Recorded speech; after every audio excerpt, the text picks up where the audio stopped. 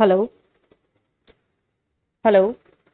Myself Vijeta Singh Tamar and welcome to the classes. तो हम लोग हिस्ट्री क्लास 12th की सीरीज स्टार्ट कर रहे हैं, इंडियन हिस्ट्री, जिसको 3 पार्ट्स में एनसीईआरटी में दिया हुआ है और हम लोग एक साथ ही स्टार्ट करेंगे। इसके अलग अलग प्लेलिस्ट नहीं बनाएंगे, एक ही प्लेलिस्ट में सारे चैप्टर्स ऐड ऑन कर देंगे, ठीक है। और वही पैटर्न रहेगा हमारा जो ज्योग्राफी में रहा, आर्ट एंड कल्चर में रहा, ठीक है। और फाइन आर्ट्स हमने 11th स्टैंडर्ड की स्टार्ट की है और ज्योग्राफी 9th स्टैंडर्ड की स्टार्ट की है। बिल्कुल वही पैटर्न हम लोग फॉलो कर रहे हैं। और माइंड मैप के थ्रू जो शॉर्ट, आप उसको शॉर्ट मतलब समरी बेस्ड भी कह सकते हो कि आपको पूरा थ्योरी ना पढ़ना पड़े बुक की, और आपको जो मेन जो कॉन्सेप्ट है, जो मेन जो पॉइंट्स है, वो आपको एक जगह अवेलेबल हो जाए, है ना, विथ हेडिंग। अगर आपको उस टॉपिक पे अगर कुछ लिखने को आता है तो आप 4-6 लाइन उस पर इजिली लिख सकते हो, है ना। ऑप्शनल में भी आपको काम देगा और मेंस में भी आप उस पर कुछ 4-6 लाइन लिख सकते हो, ठीक है। तो विदाउट वेस्टिंग टाइम हम इसको स्टार्ट करते हैं। फर्स्ट चैप्टर है ब्रिक बीड्स एंड बोन्स, ठीक है। पहला चैप्टर है ब्रिक बीड्स एंड बोन्स। इसको कहते हैं ईट्स मन की और अस्थियां। ब्रिक ईट और बीड्स मन के और बोन्स अस्थियां, ठीक है। ये जो चैप्टर है ये बेसिकली हड़प्पा सभ्यता के ऊपर है ना, जो हड़प्पन सिविलाइजेशन। देखो चैप्टर के नीचे भी जो एनसीईआरटी में जो चैप्टर की हेडिंग दी हुई है उसमें ब्रिक बीड्स एंड बोन्स के नीचे लिखा हुआ हड़प्पा सिविलाइजेशन, है ना। हड़प्पा सिविलाइजेशन कुछ नहीं है, वो इंडस वैली सिविलाइजेशन ही है हड़प्पा सिविलाइजेशन, ठीक है। तो दोनों सेम है, Harappa civilization and Indus valley civilization दोनों सेम है, राइट। तो आगे चलते हैं हम लोग। और ये जो है हम कंप्लीट कवरेज के साथ में, मैंने इस चैप्टर में कुछ भी नहीं छोड़ा है, बस ये है कि उसे बोरिंग तरीके से ना समझाते हुए हमने उसको माइंड मैप के थ्रू हम लोग इजी पॉइंट टू पॉइंट वे में हम इसको लेकर आए, ठीक है। चलिए आगे चलते हैं। ये एक ओवरव्यू है कि हम क्या क्या चीजें कवर करने वाले हैं इसमें। टाइम पीरियड, जो हड़प्पा सिविलाइजेशन का जो टाइम पीरियड है वो सबसिस्टेंस स्ट्रैटेजी के क्या निर्वाह के तरीके हुआ करते थे वहां। एग्रीकल्चर मतलब कि जो एग्रीकल्चर जो कृषि जो है उसके बारे में, जो उस टाइम पे क्या कृषि हुआ करती थी। टाउन प्लानिंग, जो शहर का जो नियोजन था उसके बारे में है। जैसे वहाँ की जो टाउन प्लानिंग, किस तरह से वहाँ पे टाउन बसा हुआ था, किस तरह के वहाँ पर आर्किटेक्चर था, है, किस तरह से वहाँ पे बसावट थी। सोशल डिफरेंस, हाँ, सोशल डिफरेंस यानी कि वहाँ जो सामाजिक जो भी वहाँ का परिवेश रहा होगा। ट्रांसपोर्ट यातायात के बारे में, है ना। ट्रेड रिलेशंस, व्यापार। Seal, script and weight. Seal क्या होता है, मोहरे। स्क्रिप्ट, लिपि। और वेट यानी बाट। एंशिएंट रूलर्स, वहां पर जो भी राजा हुए थे वो थे नहीं थे तो कैसे थे, उनके बारे में जो बिलीफ, जो भी आर्कियोलॉजिस्ट को जो भी चीजें मिली है उसके अकॉर्डिंग जो बिलीव्स है उसके बारे में हम बात करेंगे। अब एंड ऑफ हड़प्पा सिविलाइजेशन है, हड़प्पा सिविलाइजेशन का अंत कैसे हुआ, डिस्कवरी कैसे हुई और वहां क्या रिलीजियस बिलीफ्स थे, है ना। वहां पे धार्मिक जो भी आस्था थी वो किस तरह की थी, ठीक है। तो ये हमारा एक ओवरव्यू रहेगा इस चैप्टर का, और यही इस चैप्टर में दिया हुआ है इंडस वैली सिविलाइजेशन के बारे में, ठीक है। चलिए अब आगे चलते हैं, टाइम पीरियड पे आते हैं। हमें पता है कि जो हड़प्पा सिविलाइजेशन है उसी को हम क्या कहते हैं, इंडस वैली सिविलाइजेशन, सिंधु घाटी सभ्यता, है ना। कुछ अलग नहीं है, यही है इंडस वैली सिविलाइजेशन, ठीक है। इंडस वैली भी यही है और हड़प्पा सिविलाइजेशन भी यही है, ठीक है। और ये जो इंडस वैली सिविलाइजेशन है इसका नामकरण हड़प्पा सिविलाइजेशन इसलिए हुआ क्योंकि वो जगह हड़प्पा थी, ठीक है। अब हम टाइम पीरियड की बात करें तो अर्ली हड़प्पा एक टाइम पीरियड है, अर्ली हड़प्पा एक है, मेच्योर हड़प्पा। ये जो हड़प्पा लिखा है ये आप मेच्योर हड़प्पा मान सकते हैं कि उस टाइम पे जो हड़प्पा का जो काल रहा, एग्जैक्ट जो काल रहा हड़प्पा का वो ये है ना, मेच्योर हड़प्पा पीरियड, ठीक है। अर्ली हड़प्पा यानी हड़प्पा से पहले का, बिफोर 2600 BCE, ठीक है। BCE का मतलब होता है बिफोर कॉमन एरा। BCE का मतलब क्या होता है, बिफोर कॉमन एरा। लिख दूं यहाँ स्लाइड पे। और ये आपको पीडीएफ जो है वो टेलीग्राम चैनल पे अवेलेबल हो जाएगा, टेलीग्राम चैनल को आप फॉलो कर लीजिएगा। और अगर आपकी कोई क्यूरीज है, रिलेटेड कोई क्वेश्चन है, वो भी आप वहाँ पे डाल सकते हैं, मुझे पर्सनली डाल सकते हैं, और हम उसको उसके 24 विदिन 24 आवर्स आपको मैं कोशिश करूंगी कि आपको उसका रिप्लाई मिल जाए। और कुछ आपको चाहिए कि भाई कुछ हम उसको उसमें ऐड ऑन करें, कुछ हम उसमें इनोवेटिव मतलब कुछ उसमें मतलब कह सकते हैं ना कि उसमें कुछ सुधार लेकर आए, तो वो भी आप बताइएगा ना लेक्चर में। अगर कुछ और ऐड ऑन करना है तो वो बता दीजिएगा, ठीक है। और कैसा लगा ये भी, क्योंकि मोटिवेशन बहुत जरूरी है आगे चलते रहने के लिए, है ना। तो BCE का मतलब होता है बिफोर कॉमन एरा। ये जो BC है इसका मतलब है बिफोर कॉमन एरा, ठीक है। और BC तो पता ही है आपको, बिफोर क्राइस्ट। तो अर्ली हड़प्पा टाइम जो था वो बिफोर 2600 BCE, और जो मेच्योर हड़प्पा टाइम जो था, है ना, जो हड़प्पा का जो मेन टाइम पीरियड था वो 2600 से 1900 BC तक का था, ठीक है। और ये ऑब्जेक्टिव में आ सकता है, ठीक है। लेट हड़प्पा का टाइम था वो 1900 BC के बाद का समय था, है ना। अब वो तो पता चल रहा है अर्ली, जैसे अर्ली लिखा हुआ है या लेट लिखा हुआ है तो पहले और बाद की बात हो रही है, ठीक है। आगे चले, इसमें तो कोई कंफ्यूजन नहीं होगा। चलिए आगे चलते हैं। आगे हम बात करते हैं सबसिस्टेंस स्ट्रैटेजी की। सबसिस्टेंस स्ट्रैटेजी का मतलब निर्वाह के तरीके, क्या क्या निर्वाह के तरीके रहे होंगे, है ना। जैसे हंटिंग की बात करें, हंटिंग का मतलब क्या होता है? हंटिंग यानी शिकार। शिकार किसका होता है? ऑब्वियसली जानवरों का ही होता है ना। अब वहां पे कौन कौन से जानवर थे जिनका शिकार किया जाता था? वहां जानवर थे, शीप थे, गोट थे, बाइसन थे, है ना, बोर थे, बोलिए सुअर, भैंसे, सुअर, ठीक है। और भी कई जानवर थे जिनकी बोन्स हम लोगों को मिली है, यही थे जनरली। तो भेड़, बकरी, भैंसे, सुअर, इनकी हड्डियां मिली है, तो इसका मतलब वो लोग इनका शिकार करते थे, है ना। जब हमने एक्सकेवेट किया उस सिविलाइजेशन को तो हमें इन जानवरों की हड्डियां मिली। किस किस की हड्डियां मिली हमें? Sheep, goat, boar and bison, ठीक है। इनकी हमें हड्डियां मिली, तो दैट मीन्स इनका शिकार किया जाता था। गैदरिंग, गैदरिंग यानी इकट्ठा करना, ठीक है। जैसे पेड़ पौधों से बने उत्पाद होते थे, है ना, कुछ ऐसे उत्पाद जिनको इकट्ठा करते थे, गैदरिंग, उससे वो लोग अपना काम चलाते थे। कल्टीवेशन यानी खेतीबाड़ी, है ना। कल्टीवेशन खेतीबाड़ी की बात कर रहे हैं, क्योंकि उगाते थे, क्या क्या उगाते थे? व्हीट, बार्ले, लेंटिल, लेंटिल यानी दाल, चिकपी, जो हम सफेद चना होता है ना, वो क्या बोलते हैं उसको, छोला, चिकपी, सीसैम, सीसैम यानी तिल, ठीक है। और हमें पता है कि गुजरात की साइड से हमें मिलेट के अवशेष मिले हैं। किसके मिले? मिलेट के अवशेष मिले हैं। अब आगे क्या है? फिशिंग।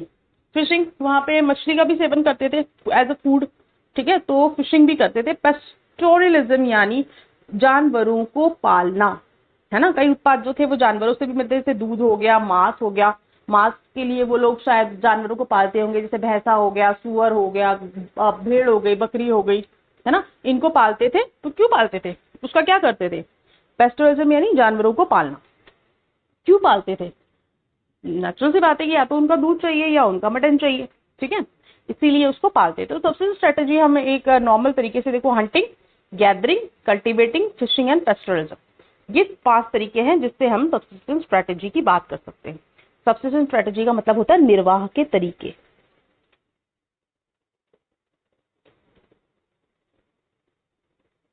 अब आप, अगर आपको ये पॉइंट्स आ जाए, ये पॉइंट्स आपको याद रहे, तो आप कंटेंट तो लिख सकते हो, इतना इजी है कंटेंट तो।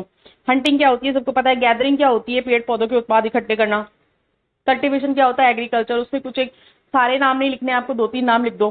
फिशिंग, फिशिंग पता है, फिश को पकड़ना फिशिंग होता है। पैस्टोरलिज्म, जानवरों को पालना। क्यों पालेंगे? ऑब्वियसली मीट और दूध के लिए पालेंगे, ठीक है। और या फिर वो कुछ ऐसा काम होता होगा, जैसे हम एग्रीकल्चर की बात करेंगे तो देवर अवेयर ऑफ बुल्स, है ना, they are familiar with bulls, वो बुल्स से वाकिफ थे। जो हड़प्पा सिविलाइजेशन के लोग थे वो बुल से वाकिफ थे। तो जनरल सी बात है कि जब कल्टीवेशन करते होंगे तो बुल तो जंगल से पकड़ के लाते नहीं होंगे ना, वो लोग बुल को पालते थे, है ना, क्योंकि उनको खेती करनी होती थी उससे, ठीक है। आगे चले, कम ऑन। एग्रीकल्चर, एग्रीकल्चर की बात करें तो प्लोइंग, प्लोइंग यानी हल चलाना। प्लोइंग का मतलब क्या होता है? हल चलाना। फैमिलियर विद बुल्स यानी वो ये जो बुल होते हैं, क्या बोलते हैं उसको, बैल, बैल से परिचित थे। अब कैसे कह सकते हो कि बैल से परिचित थे? और वहां पे ये जो प्लोइंग होती थी, हाँ, चोलिस्तान और बनावली हरियाणा, चोलिस्तान और बनावली हरियाणा से मिट्टी के बने हल के कुछ हम लोगों को एविडेंस मिले हैं, ठीक है। कालीबंगा एक जगह है जहां पे हमें जुते हुए खेत के एविडेंस मिले हैं, ठीक है। तो हमें पता चलता है कि खेती होती थी और वहां पर बैलों का प्रयोग होता था। जुते हुए खेत कैसे जुतेंगे, बिना हल के तो जुतेंगे नहीं, तो बैलों का प्रयोग होता था। ठीक है, मैंने कौन सी 2 जगह बताई, एक तो बताइए आपको चोलिस्तान और एक बताई बनावली हरियाणा। ठीक है, चोलिस्तान एंड बनावली हरियाणा। बनावली कहाँ है, हरियाणा में। यहां पे हमें क्या मिला, क्या मिला, प्लो, मिट्टी के प्लो के एविडेंस है, टेराकोटा से बना हुआ प्लो मिला है, टेराकोटा मॉडल ऑफ प्लो। ठीक है, और जो कालीबंगा है वहां पे क्या मिला हमें, कालीबंगा से हमें क्या मिला, जुते हुए खेत के साक्ष्य, यानी फरो, है ना, फरो ऑफ जो खेत है, वो जो रोज होती है, रोज एंड फरोज मिली हमें, है ना, खेत में। आप देखो कि जैसे खेत है तो खेत में अगर जुताई होगी तो इस तरह के कुछ फरोज रोज में हमें मिलते हैं ना खेत में। ठीक है, बीच में पानी चलता है और इस तरह से कुछ खेती बाड़ी के वो साक्ष्य मिलते हैं। ठीक है, चलिए मल्टीपल क्रॉपिंग देखिए आ गया, 2 सेट्स ऑफ फरोज। ठीक है, कहाँ मिले, कालीबंगा में। ठीक है, इरिगेशन, इरिगेशन यानी इरिगेशन क्या होता है, पानी पिलाना, पेड़ पौधों को पानी पिलाना, सिंचाई, है ना, इरिगेशन सिंचाई। तो traces of canals and reservoir मिले, कुछ केनाल के रिजर्वायर, कुछ केनाल के ट्रेसेस और कुछ वाटर रिजर्वायर, जिसमें धोलावीरा तो हमें पता ही है एक वाटर रिजर्वायर है, धोलावीरा में सबसे बड़ा वाटर रिजर्वायर जो है ना। चलिए फूड प्रोसेसिंग, फूड प्रोसेसिंग के लिए हमें कैसे पता चला कि वहाँ फूड प्रोसेसिंग होती थी, गेहूं, गेहूं या जो भी अनाज होता था उसको वो पीस के रखते थे, शेल्फ लाइफ बढ़ाने के लिए जो भी हम प्रोसेस करते हैं उसे फूड प्रोसेसिंग ही तो कहते हैं।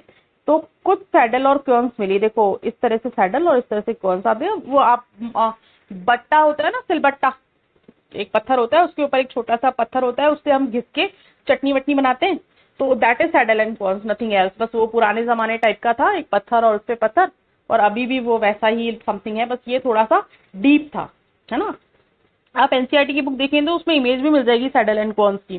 तो ये तो हुआ एग्रीकल्चर पार्ट। अब अगर एग्रीकल्चर पे आपको 4 लाइन लिखने को आता है तो आप ये 4 पॉइंट्स लिख सकते हैं, ploughing, multiple cropping, irrigation and food processing. Ploughing यानी हल चलाना, that means familiar with bulls. और हल चलाने के साक्ष्य कहाँ से मिले हैं, हमें कैसे पता चला कि वहाँ हल से, चोलिस्तान और बनावली हरियाणा से हमें मिट्टी के बने हल के एविडेंस मिले हैं। ठीक है, टेराकोटा, टेराकोटा एक तरह की मिट्टी होती है, उसके कुछ मॉडल्स मिले हैं। ठीक है, कालीबंगा में हमें जुते हुए खेत के, है ना, के साक्ष्य मिले हैं। ठीक है, और इरिगेशन, धोलावीरा का सबसे बड़ा जो रिजर्वायर है, तो हमें पता चलता है कि वहाँ इरिगेशन होती थी। ट्रेसेस ऑफ कैनाल्स भी मिले हैं। फूड प्रोसेसिंग सैडल कॉर्न्स मिली है हमें, है ना, जो कुछ बट्टा पीसने का सिलबट्टा। ठीक है, ये क्लियर है। चलिए आगे चलते हैं। अब टाउन प्लानिंग, नेक्स्ट टॉपिक है हमारा टाउन प्लानिंग। टाउन प्लानिंग, अब टाउन प्लानिंग क्या होती है, नगर नियोजन। टाउन प्लानिंग मतलब नगर नियोजन। आप साइड में एक देख रहे हैं, एक इमेज है मतलब इस स्लाइड में एक इमेज है साइड में, जिसमें आपको टाउन की प्लानिंग नजर आ रही है। देखिए ये वाला जो पार्ट है ये तो दुर्ग पार्ट है, सीटाडल, और ये वाला जो पार्ट है ये है लोअर टाउन। दोनों के बीच में आपको स्पेस नजर आ रहा है, ये है ना, दैट मीन्स दुर्ग और लोअर टाउन जो है वो डिस्टेंस पे बनाते थे। जो दुर्ग था उसे ये लोग बाउंड्री में करते थे, है ना, मे भी हो सकता है कि वहां पे जो हायर अथॉरिटीज या किंग्स वगैरह रहते हो, है ना, और लोअर टाउन में जो नॉर्मल रेजिडेंट्स। ठीक है, आगे चले। मोहनजोदड़ो की जो बुक में टाउन प्लानिंग दी हुई है वो 2 ही उसमें दी हुई है, एक तो है सीटाडल और एक है लोअर टाउन। ठीक है, जो मैंने आपको बता दिया इमेज में, सीटाडल और लोअर टाउन। सीटाडल में 2 चीजें दी हुई है, एक तो है ग्रेट बाथ, है ना, स्नानाघर, विशाल स्नानाघर, और एक वेयर हाउस। वेयर हाउस क्या होता है, जहाँ पे हम कबाड़ रखते हैं, दैट इज वेयर हाउस। ठीक है, या स्टोर की तरह मान लो आप, वो वेयर हाउस होता है। ग्रेट बाथ कैसा होता है, देखो ये मैंने एक धोलावीरा वाले रिजर्वॉयर का एक इमेज लिया है, मुझे ग्रेट बाथ का तो इमेज मिला नहीं, तो मैंने धोलावीरा वाला लिया है। अब आप देखो इसमें एक रेक्टेंगुलर टैंक है, इसी तरह का रेक्टेंगुलर टैंक ग्रेट बाथ में भी था। ठीक है, कॉरिडोर ऑल साइड्स, कॉरिडोर यानी जो चारों तरफ आजकल देखते हो मतलब कॉरिडोर होते हैं, दरवाजे के बाहर थोड़ी सी स्पेस होती है, दैट इज कॉरिडोर। ठीक है, वो पूरी चारों तरफ होती है, यानी अगर लाइन से 4-5 दरवाजे हैं तो 4-5 दरवाजों के सामने एक चबूतरा टाइप होता है, दैट इज कॉरिडोर। ठीक है, और 2 स्टेप्स आप सामने देख रहे हो, ये नीचे सीढ़ियां आ रही है, ये है ना, सेम इसी तरह से इस वाली दीवार पे भी जा रही होगी सीढ़ियां, तो 2 तरफ उसके स्टेप्स थे। सीटाडेल में ग्रेट बाथ था और ग्रेट बाथ के ये फीचर्स थे। रेक्टेंगुलर टैंक था, कॉरिडोर थे सारे तरफ, और 2 स्टेप्स। फिर वेयर हाउस की बात करें तो लोअर बिग पोर्शन, जैसे अगर ये एक वेयर हाउस है सपोज करो, तो नीचे का जो पार्ट था वो तो ईंटों का बना हुआ था। ठीक है, ये जो पार्ट था ये ईंटों का था, अब ईंटों का था तो जाहिर सी बात है कि हमें मिल गई ईंटें, मतलब कुछ साक्ष्य मिले होंगे। ऊपर का जो पार्ट था वो लकड़ियों का बना हुआ था, तो वो डीके हो गया। ठीक है, जो लकड़ी का पोर्शन था वो डीके हो गया, हो सकता है कि उसे जो दीमक वगैरह थी वो खा गई। ठीक है, ये तो है सीटाडेल के बारे में इस बुक में जो दे रखा है इस चैप्टर के अंदर। लोअर टाउन की बात करें तो रेजिडेंशियल बिल्डिंग है लोअर टाउन में। रेजिडेंशियल बिल्डिंग यानी लोगों के रहने के लिए बिल्डिंग्स है, डबल स्टोरीड है यानी 2 मंजिला है। No windows at ground level, जो नीचे की जो मंजिला है उस पे कोई भी खिड़की नहीं है, फॉर सिक्योरिटी पर्पस। ठीक है, हाउस हैड वेल्स, जो घर है उनके पास उनमें कुएं हैं, घरों में ही कुएं हैं, और जो मोहनजोदाड़ो टाउन प्लानिंग है उसमें करीब 700 लगभग 700 कुएं मिले हैं। ठीक है, बाथरूम हर घर में अवेलेबल है। ठीक है, कोर्टयार्ड मतलब बरामदा विद रूम्स के साथ में बरामदा है।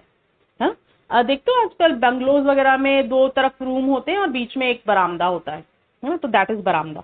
तो कोर्टयार्ड भी है रूम के साथ में। तो लोअर टाउन पे अगर आपको लिखने आता है तो ये आप 4-5 लाइन्स लिख सकते हो कि रेजिडेंशियल बिल्डिंग है, डबल स्टोरीड है, no windows at ground level for security purpose, houses had wells. क्यों होते हैं? पानी की समस्या से निजात पाने के लिए कुएं हैं वहां पर, है ना, 700 करीब कुएं वहां पे एक्टिवेट हुए हैं। बाथरूम प्रेजेंट है, कोर्टयार्ड विथ रूम्स। ठीक है, टाउन प्लानिंग क्लियर है।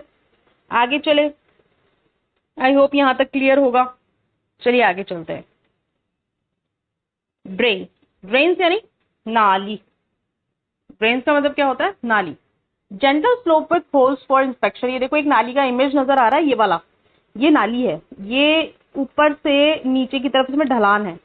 जेंटल स्लोप, भाई ढलान की तरफ ही तो पानी जाएगा, पानी किस तरफ जाएगा? ढलान की तरफ। तो जेंटल स्लोप तो होनी है ड्रेन में। ठीक है, विथ होल्स फॉर इंस्पेक्शन। ये देखो इतना बड़ा होल है कि एक बंदा घुस जाए इसमें, है ना, इतनी लंबी चौड़ी नालियां हैं। और ये जो स्ट्रीट एंड रोड्स जो हुआ करते थे वो ग्रिड पैटर्न में हुए थे, यानी राइट एंगल में। ठीक है, जैसे ये स्ट्रीट है, ये रोड्स है, और ये इस तरह से मकान है। ठीक है, इस तरह से। फिर यहाँ पे एक वो होगी रोड, फिर यहाँ एक मकान होगा, फिर यहाँ पे रोड होगी, फिर मकान होगा। ठीक है, इस तरह से ग्रिड पैटर्न में जो स्ट्रीट एंड रोड्स दिए हुए थे। ठीक है, ब्रिक्स जो यूज हुई थी वो स्टैंडर्ड साइज की थी, 4:2:1। दैट मीन्स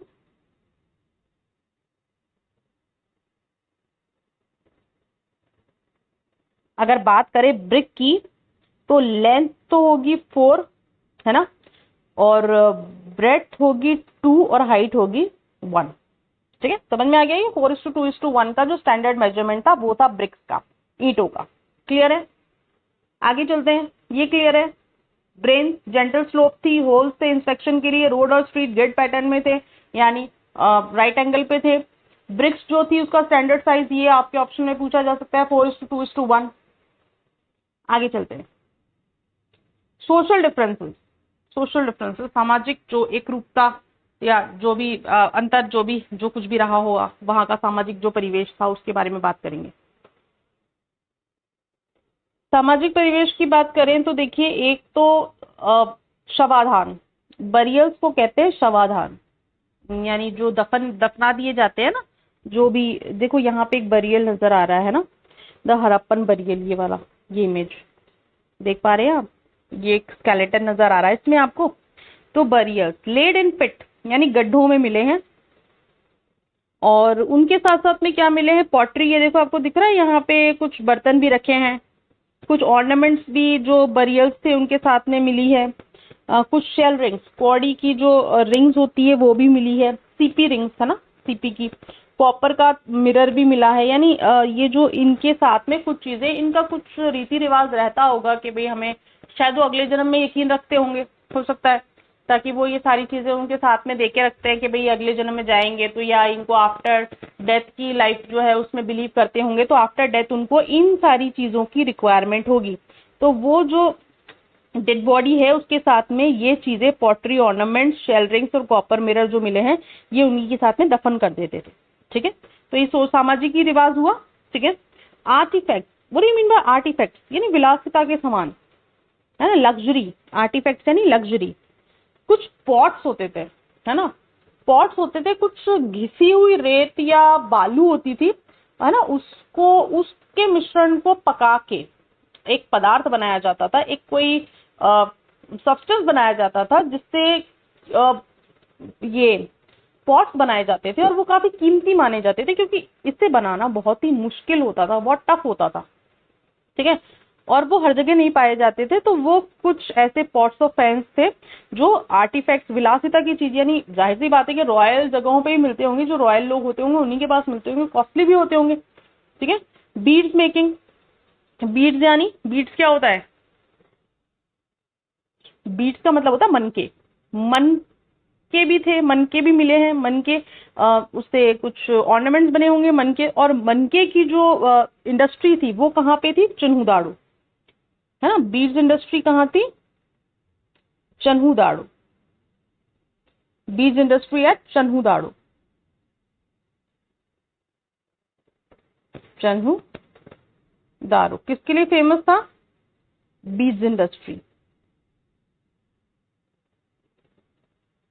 बीज इंडस्ट्री के लिए फेमस था, है ना। ये ऑप्शनल में पूछा जा सकता है कि बीज इंडस्ट्री के लिए क्या फेमस था, कौन सी जगह थी? चन्हुदाड़ू। शेल कटिंग, शेल कटिंग यानी सीप, शिल्प, मतलब जो सीप होती है, शंख की कटाई, है ना, सीपी शंख जो होती है उसकी कटाई। मेटल वर्क यानी धातु का काम। सील मेकिंग, मोहर बनाना, मोहरे जो होती थी वो बनाना। वेट, बाट बनाना, है ना। तो ये सारे वहां पे विलासिता की चीजें थी। यानी मोहरे किसके काम आएगी? व्यापार, ट्रेडिंग के काम आएगी। ठीक है, धातु ऑर्नामेंट्स के काम आएगी। शंख की कटाई क्यों करेंगे? उससे भी कुछ ऑर्नामेंट्स ही बनाने होंगे। मन के ऑर्नामेंट्स बनाने होंगे। बाट खरीदारी के लिए, है ना, वेट मेजर करने के लिए। तो ये कुछ चीजें थी जो विलासिता, लग्जरी से रिलेटेड थी। ठीक है, तो इतना ही दे रखा है इस चैप्टर में सोशल डिफरेंसेस में। ठीक है, आगे चलते हैं हम लोग। ट्रांसपोर्ट, ट्रांसपोर्ट की बात करते हैं तो बुलक कार्ट, टेराकोटा से बनी बुलक कार्ट का मॉडल मिला है, तो इससे पता चलता है कि ट्रांसपोर्ट का एक मीन बुलक कार्ट रहा होगा एक जगह से दूसरी जगह जाने के लिए। रिवरीन रूट्स थे, रिवरीन रूट्स यानी नदियों का जो रास्ता होता है वो। इंडस और उसकी ट्रिब्यूटरीज, इंडस वैली सिविलाइजेशन है तो जाहिर सी बात है सिंधु घाटी सभ्यता है तो इंडस और उसकी ट्रिब्यूटरीज ही होंगी। ठीक है, तो ये कुछ साधन थे, बोट्स वगैरह यूज करते होंगे, है ना, तैर के, तो या तैर के भी जाते होंगे, क्या पता। ठीक है, आगे चलते हैं। ट्रेड रिलेशंस, ट्रेड रिलेशंस यानी व्यापार, है ना, व्यापार के रिलेशंस, बाहर दूर दूर जो इलाके थे उनमें व्यापार कैसे था। कुछ चीजें हैं जो कहां कहां से आती थी, ठीक है, कहां कहां से हमारे स्रोत था, सोर्सेस कहां कहां से थे, जिसमें से एक है लैपिस लाजुली। ये बहुत ही प्रीशियस माना जाता है ना, बहुत ही प्रीशियस चीज है ये लैपिस, कीमती पत्थर, है ना, नीले रंग का एक कीमती पत्थर था। ये मणि एक तरह का मणि होता था लैपिस लाजुली। ये कहां से? शोर टू गई, अफगानिस्तान, वहां से आता था ये। ठीक है, और ये कार्नेलियन, कार्नेलियन भी एक तरह का कोई मतलब पत्थर होगा। ये कहां से मिलता था? भरूच, गुजरात से। ठीक है, और स्टेटाइट यानी सैलखड़ी, राजस्थान और गुजरात से मिलते थे। मेटल, कॉपर, खेतड़ी सबको पता है तांबे की खान है ना, खेतड़ी राजस्थान में, झुंझुनू। गोल्ड साउथ इंडिया से, वहां पे माइंस थी या जो भी जिस भी तरह से वो एक्सट्रैक्ट करते थे। शेल, शेल यानी शंख, नागेश्वर और बालाकोट। शेल कहां से अवेलेबल होते थे? नागेश्वर और बालाकोट से। ठीक है, तो ये कुछ जगह है जहां से हमारे ट्रेड रिलेशंस थे। ठीक है, और ये ऐसा माना जाता है कि तांबा जो है वो ओमान से भी लाया जाता था, यानी वेस्ट से, है ना, वेस्टर्न कंट्रीज से, ओमान से भी लाया जाता था, ठीक है, ऐसा कहा जाता है। चलिए आगे चलते हैं। सील, क्रिप्टन, वेट, ठीक है, हमने एक टॉपिक लिया सील, क्रिप्टन, वेट। सील क्या होती है? मोहरे। मोहरे सेल खड़ी की बनी होती थी। स्टेलाइट का मतलब होता है सेल खड़ी। स्टेलाइट का मतलब होता है सेल खड़ी, हिंदी में कहते हैं इसको सेल खड़ी। और एनिमल मोटिव्स, एनिमल के उकरे हुए उस पे वो होते थे, जैसे जैसे ये उकरे हुए है ना, देखो एनिमल मोटिव्स नजर आ रही है, देखो ये बैल नजर आ रहा है ना, ये कुछ मछली टाइप नजर आ रही है ना, ठीक है, इस तरह से एनिमल मोटिव्स। स्क्रिप्ट जो थी अब वो अनडेसिफर्ड थी। स्क्रिप्ट जो थी अनडेसिफर्ड, यानी उसे अभी तक पढ़ा नहीं गया और उसे राइट टू लेफ्ट लिखा जाता है, ठीक है।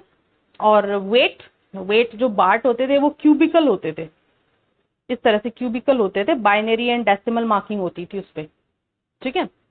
कैसे होते थे? बाइनरी और डेसिमल मार्किंग। बाइनरी यानी 1 2 4 8 16 32 इस तरह की, और दशमलव वाली है ना, पॉइंट वाली, ठीक है, पॉइंट वाली मार्किंग्स भी होती थी, है ना।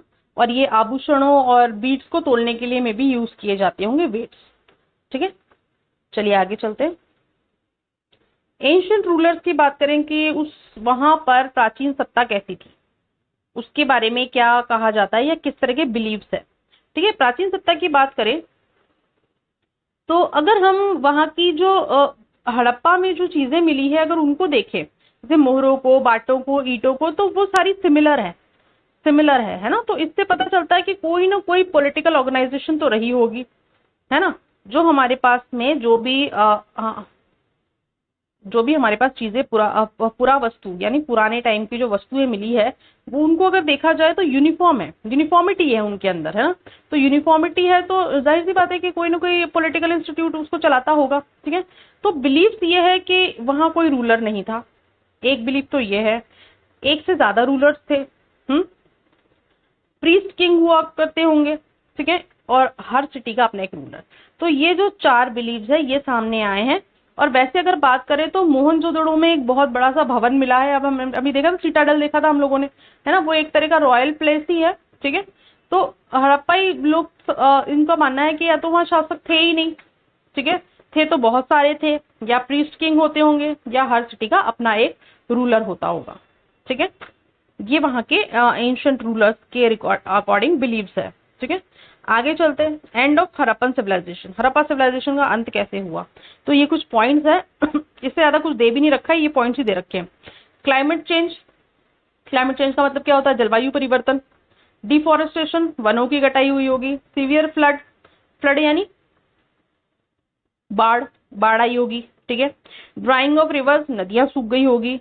चेंजिंग कोर्स ऑफ रिवर्स, नदियों का मार्ग चेंज हो गया होगा, है ना, रास्ता, तो दूसरी जगह बाढ़ आ गई होगी। एक्सेसिव यूज ऑफ लैंड, भूमि का जो बहुत ज्यादा उपयोग किया होगा। स्ट्रॉन्ग इंटीग्रेशन, या कोई एकीकरण हुआ होगा, है ना। तो पता है एकीकरण के बाद में या तो जगह छोटी हो जाती है या बड़ी हो जाती है या नष्ट हो जाती है ना, कुछ तो होता होगा, कुछ तो हुआ होगा, ठीक है। ये भी कारण हो सकता है, ये सारे एक्सपेक्टेड कारण है ना, इसमें कुछ भी श्योर नहीं है कि क्या हुआ होगा, पता नहीं, बट एंड तो हुआ है, तो ये कारण रहे होंगे, ठीक है। आगे चलते हैं। डिस्कवरी, अगर हड़प्पा सिविलाइजेशन की डिस्कवरी के बारे में बात करें तो दयाराम साहनी, फाउंडर ऑफ हड़प्पा, 1921। ये जो ईयर्स है इनका ध्यान रखना, ऑब्जेक्टिव में पूछे जाते हैं। 1921 में दयाराम साहनी, फाउंडर ऑफ हड़प्पा। फिर राखलदास बनर्जी 1922, इन 1922 मोहनजोदारो, ठीक है। पहला हड़प्पा था, दूसरा मोहनजोदारो है। हड़प्पा के कौन थे? दयाराम साहनी। मोहनजोदारो के राखलदास बनर्जी, 1921 एंड 1922, ठीक है।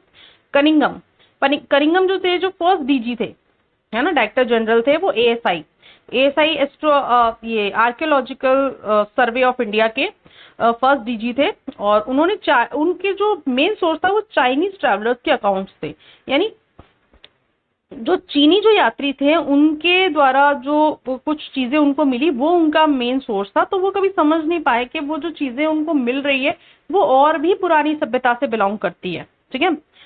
जॉन मार्शल, उन्होंने अनाउंस किया कि इंडस वैली सिविलाइजेशन का को 1924 में, तो 1924 में इंडस वैली सिविलाइजेशन को किसने एक्सकेवेट किया? John Marshall. ठीक है, और कैसे? हॉरिजॉन्टली। ये देखो स्ट्रेटिग्राफी का एक इमेज दे रखा है, मैं इसको थोड़ा सा इसको एनलार्ज करते हैं। ये देखो लेयर्ड बाय लेयर्ड चीजें दिख रही है ना, लेयर्ड बाय लेयर्ड, यहाँ पे देख पा रहे हो? Layered by layered, 1 layer, 2 layer, 3 layer, 4 layer. तो जैसे जैसे लेयर में चीजें मिलती है, तो जो जितनी नीचे वाली लेयर होगी वहां उतना ही पुराना सामान मौजूद होगा। ठीक है, REM व्हीलर ने एक्सकेवेट किया था इसको, स्ट्रेटिग्राफी। इस एक्सकेवेशन को क्या कहते हैं? लेयर्ड बाय लेयर्ड जो एक्सकेवेशन होता है उसको स्ट्रेटिग्राफी कहते हैं। और ये कब REM व्हीलर ने कब की? 1944 में। ठीक है, 1944 में। Is that clear? आगे चलते हैं। रिलीजियस बिलीफ, यानी धार्मिक जो विश्वास था या जो धार्मिक मान्यताएं थी। देखो सारी चीजें तो हमें एक्सकेवेशन से मिल जाती है, लेकिन सबसे ज्यादा दिक्कत जब आती है जब हम किसी धार्मिक चीजों को का एक मतलब कहानी रूप बनाने की कोशिश करते हैं। जैसे हमें जो चीजें मिली है, अब वो कैसा रहा होगा, धार्मिक है ना, धार्मिक चीज। तो धार्मिक में हम लोगों को देखो क्या मिला है, और धार्मिक जो धर्म होता है वो बहुत इंपॉर्टेंट होता है ना। तो आभूषण से लदी हुई कुछ नारियां मिली है ना, उसे हमने मदर गॉडेस की संज्ञा दी, यानी कुछ देवियां होती हो, है ना। और प्लांट मोटिव्स मिले, किस पे? कुछ सील्स थी, है ना, उनपे प्लांट मोटिव मिले, यानी पौधों के, जानवरों के, ऐसे कुछ इंस्क्रिप्शन मिले। तो हम कह सकते हैं कि नेचर वर्शिप रही होगी, है ना। कि ये देखो, एक तो मदर गॉडेस की इमेज, ये इमेज आपको मदर गॉडेस की नजर आ रही है, इस तरह से ऑर्नामेंट्स पहनी हुई फीमेल की इमेज मिली है, तो ये देवी रही होगी कोई, है ना, मदर गॉडेस। ठीक है, कुछ ऐसी सील्स होगी, जैसे सील दे रखी है ना, इस पे कुछ जानवरों के, कुछ प्लांट्स के ऐसे मोटिव्स मिले होंगे, तो नेचर वर्शिप, है ना, प्रकृति प्रेमी। कोनिकल स्टोन्स, इस तरह के कोनिकल स्टोन्स मिले, तो हम इसे लिंगा वर्शिप से जोड़ दिया, है ना, लिंग वर्शिप से। ठीक है, तो लोग लिंगा वर्शिप करते होंगे। ये देखो, ये आदि योगी की सील है, ये देखो, ये बैठे हैं आदि योगी, इनको हमने आद्य शिवा या प्रोटो शिवा, इसको हम प्रोटो शिवा कहते हैं। ठीक है, तो ये कुछ रिलीजियस बिलीफ है जो हमारे उस सभ्यता से रिलेट करते हैं। कौन सी सभ्यता? इंडस वैली सिविलाइजेशन या हड़प्पा सिविलाइजेशन। तो यहाँ पर ये चैप्टर फिनिश होता है, इससे ज्यादा इस चैप्टर में कुछ भी नहीं दिया गया है। आप चाहें तो एनसीईआरटी की बुक लेके बैठे आराम से और टैली करें, कुछ एक्स्ट्रा मिले तो मुझे बताएं। ठीक है, और टेलीग्राम चैनल ज्वाइन कर लेना, वहां से आपको ये कंप्लीट पीडीएफ मिल जाएगी। ये देखो, ये सब मैंने एक ही पेज में डाल रखा है। ये A4 साइज का एक पेज है, इस पे मैंने ये शॉर्ट्स, ये जो आपको अलग अलग करके दिखाया है ना, ये मैंने एक माइंड मैप तैयार किया है, ये एक ही पेज में पूरा चैप्टर आ गया। ठीक है, इसे पढ़ लेना, ये पूरा चैप्टर कंप्लीट हो गया और आपको एक ही पेज पे सारे कॉन्सेप्ट मिल जाएंगे। ठीक है, और ये पीडीएफ आपको टेलीग्राम चैनल पे मिल ही जाएगी। तो लाइक करो, सब्सक्राइब करो, शेयर करो और बेल आइकन प्रेस करो ताकि नोटिफिकेशन मिलती रहे। ठीक है, so take care, bye bye.